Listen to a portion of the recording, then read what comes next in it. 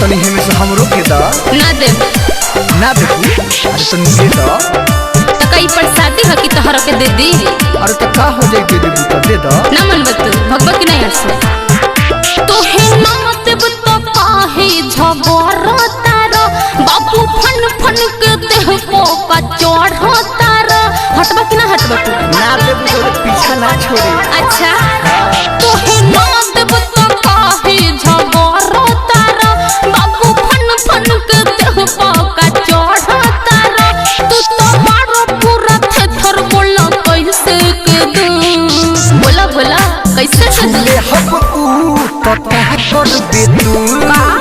डोले हब तो कह कर बे तू एमे तहर जबरदस्ती बा का। हां तो बड़ ले बा। अच्छा अरे हां हो हटबा कि ना हटबा तू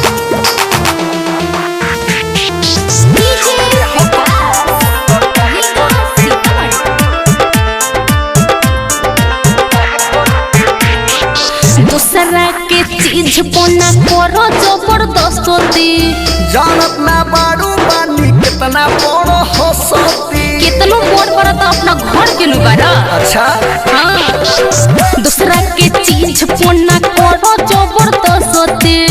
जानत ना बाड़ू बानी कितना बड़ हंसती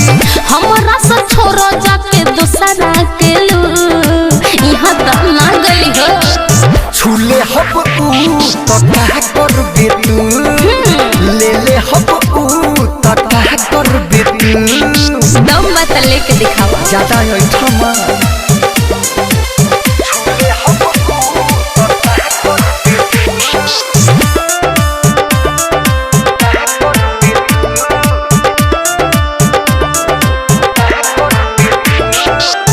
अजय चंद सवरना कर हमर पीछे